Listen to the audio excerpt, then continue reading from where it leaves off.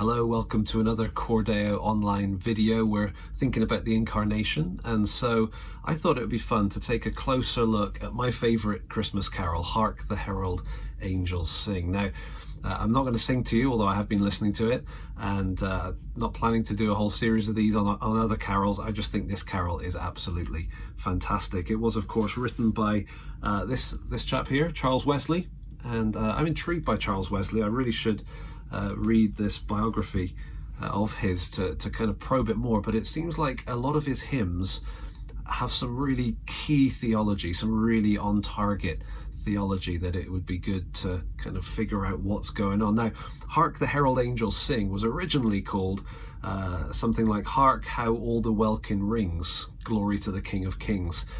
Welkin meaning kind of the heavenly vault, the place that includes everything, all the skies, all the heavens, and where God is. And so it was probably a good word for it, but apparently the word was already out of date by the time he wrote the hymn.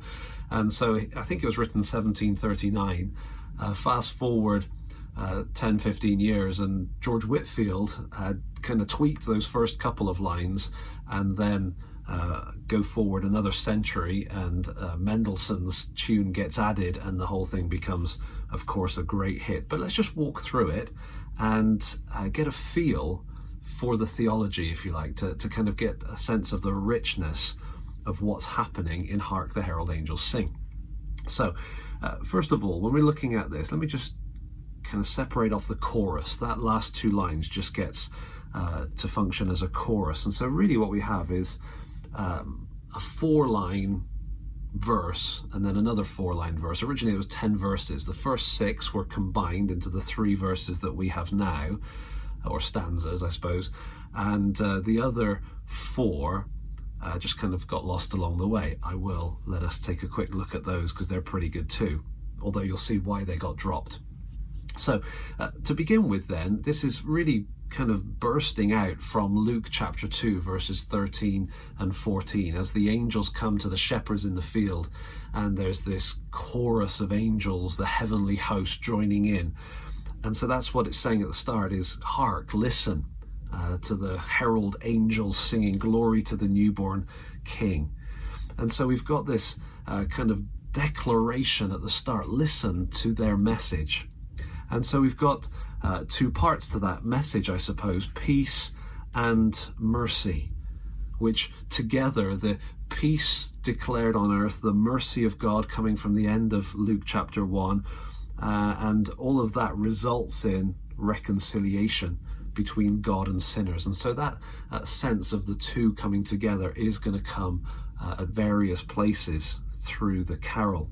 And so you've got the event, I suppose, in the first 4 verses, and then first 4 lines. The second 4 lines is a bit of a call.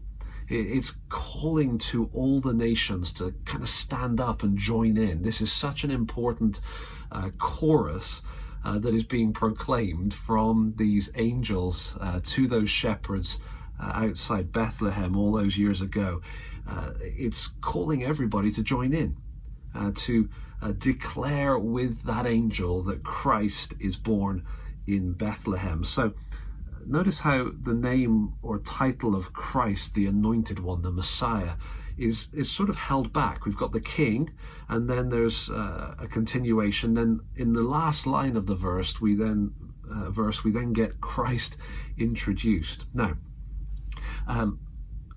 rather than going through line by line and giving you every biblical reference that I can think of, let me just list them. So just put them on the screen, and then if you want to check them out, you can come back and you can open your Bible, pause the video, and look at those references. They're not exhaustive. I don't know for certain that these are the particular ones in every case that Charles Wesley was thinking about. For example, here we talk about reconciliation.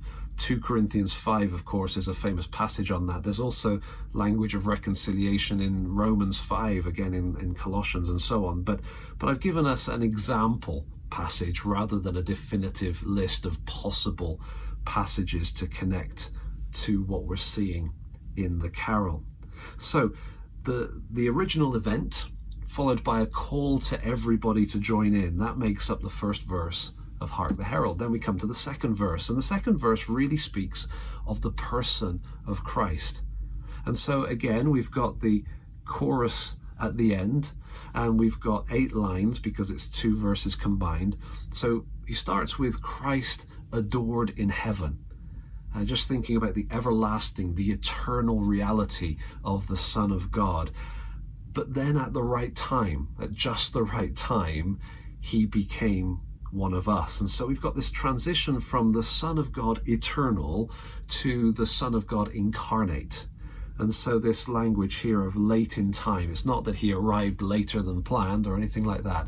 It's saying after everything that has happened, after all of the anticipation, all of the prophecies and all of the Old Testament times, now in these last days, that's kind of the idea there from Galatians 4, that he's been born now of a virgin's womb. And so we get this incredibly powerful description of the incarnate Christ. Remember, the incarnate Christ is God the Son, who forever was God the Son and forever will be God the Son. But now at a certain point in time, as well as being truly God, he's now taken on flesh. He's become fully or truly human as well. Truly God, truly human, truly one, and that is forever. It's an amazing theological truth to ponder. And so look at some of the language that is used here. Veiled, like wrapped around in, and typically we think veiled as in hidden, but we get to see. So he's veiled in human flesh, but in that human flesh we see the Godhead. We see the Trinity. Just remember Jesus with his disciples in the upper room when he was asked, just show us the Father, and he said, seriously, if you've seen me, you've seen the Father. The fullness of the Godhead dwells bodily in him. All the references will be here on the screen in just a second. But notice this, veiled but seen. It's the incarnate deity. And so we've got this incredibly powerful sense that God is in the flesh. And so he is with us. And I'm tempted on this next line here, pleased as man with man to dwell. Originally pleased as man with men to dwell, minor detail, but if we just do this, I feel bad doing it. Pleased to dwell. That's a book about the incarnation. I just mentioned that in passing, so let me undo that. So he's pleased to dwell with us. Jesus, just like we had Christ at this point in the first verse, now we've got Jesus, the name being introduced to us. It's like he's unfolding now that he's come incarnate, now that he's in the progression of the theology of the carol. Now he's become one of us. We see his human name, Jesus, our Emmanuel, God with us. I suppose we can kind of do this here, can't we? Just kind of circle it or triangle it. Deity with man, that's Emmanuel. And so you've got this, what I think is one of the most glorious verses in all of Christian music history, where we're starting with Christ adored in heaven, but he comes down and he becomes one of us. He's pleased to live with us. He's our Emmanuel. And so, of course, the chorus, just as the herald angels sing, we want to join in, don't we, and say glory to the newborn King. So if verse 2 is kind of speaking of the person of Jesus and how he has become incarnate, then let me give you the references there. Just pause on those for a second, and you can chase those and look those up later. Then we come to verse 3, and in verse 3, it's continuing on with the kind of the person in terms of who he is and so on, but it's kind of moving towards what he's come to do. And so we've got this kind of collection of biblical thoughts here, the Prince of Peace, Isaiah chapter 9. Then you've got language of the Son of Righteousness, risen with healing in his wings, coming from Malachi 4, quoted by Zechariah when his son John the Baptist was born. There's all sorts of language here. John chapter 1, in him was the light of life. And then you come down to the second half. Again, we've got the chorus at the end, but you come to the second half of the verse. Mild he lays his glory by. So again, recognizing the incarnation as being this incredibly significant moment. And then you get this set of born references. Why did he become one of us? Well, actually, there's sort of a reverse order going on here. It's, I suppose if we take it this way, he's born to give us second birth, which leads to then our being raised in the future, and ultimately to no more death. And so there's that kind of reverse sequence coming down, and it's all about the person of Christ coming to us. So that's verse 3. There are the references, and again, these are just suggestions. You can chase those, or you can add more if you want to. But this is the work of the Son, the work of Christ, that he's become one of us in order to rescue us. And that's really where this is reaching a climax, that the reason for his mission into this world, the reason for the incarnation, really is for our rescue, that we can be born again, that we can be raised from the dead, and that we can face an eternity with no death. And of course, Christ lays aside his glory in order to do that. Absolutely glorious Christmas carol, but there are more verses. Now, these are the verses we don't use anymore, a little bit complex, but here, desire of nations, the language of Haggai chapter 2. God's going to shake the earth again, and the desire of nations is going to come. But then he pairs that with fix in us thy humble home, Ephesians 3 kind of an idea, that he's come to this world and it's shaken the world, but he humbly dwells in us. Look at the next pair of lines. Rise the woman's conquering seed, the great promise from Genesis 3:15, that God is going to send the seed of the woman to crush the serpent's head, or to bruise the serpent's head.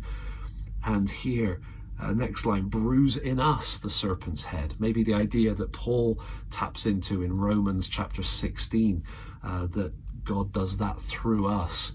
And on he goes here. Look at these next lines. Display thy saving power, ruined nature now restore. We're fallen, we're broken, we're dead in our sin, and yet his saving power transforms us.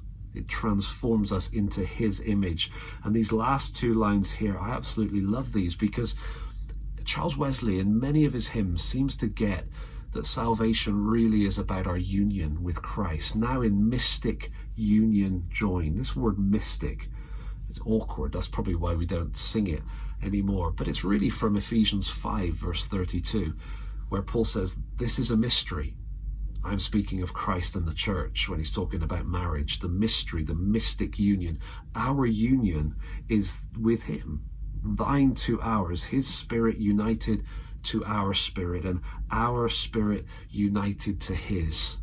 That is what our salvation really is all about, isn't it? Our union with Christ, within which all the different aspects of our salvation can be appreciated more. But the mystic union of Christ and us, Charles Wesley gets it, right? He gets the richness of our salvation and the wonder of it. And then there are some Bible references, and then one more verse, and we'll bring this to an end. It would have been far quicker to sing it, but far more painful if I was doing the singing. So come to the last verse. Adam's likeness, Lord, efface. Efface means to wipe out, to get rid of. And so here we are, descendants of fallen Adam, in by nature, natural man, just sinful, dead. But he's saying, he's calling on Jesus to do his work, to wipe away that sin nature, that sin heritage that we have, and in its place to stamp his image. That's what God is doing in us as he transforms us from the inside out, shaping us, fashioning us, forming the image of Christ in us. We've got this second Adam language, Christ being the second man that comes from above to reinstate us, to introduce us into the grace in which we now stand. We're now loved by God because we've been reconciled. He says, let us thee, though lost, we're lost, but let us regain Christ, that we can have him. the life, the inner man, Christ in us. Notice that repeatedly throughout this carol, Wesley gets that our salvation is about union with Christ. It's not merely something legal or a status change. It's that, no, Christ dwelling in us, the hope of glory, Colossians 1, that kind of idea.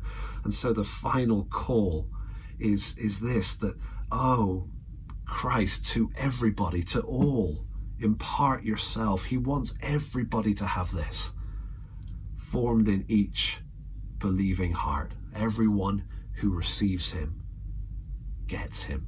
That's the wonder, not just of the incarnation, but of the mission that Christ came into this world to achieve. And so there are the references for those last stanzas, that last verse, if you like.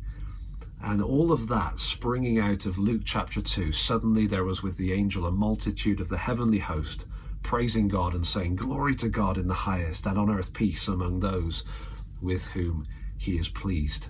It's an amazing carol. I hope that can help you enjoy it more over this Christmas season, and go through this video, pause it, look up those references, because it's a Bible chase that will just set your heart on fire. The wonder of the incarnation, the amazing rescue that God has performed to bring us to him and to unite us to Christ. What an incredibly wonderful message we find in this carol, Hark the Herald, Angels Sing. Thanks for joining us. Cor Deo Online, more videos coming soon.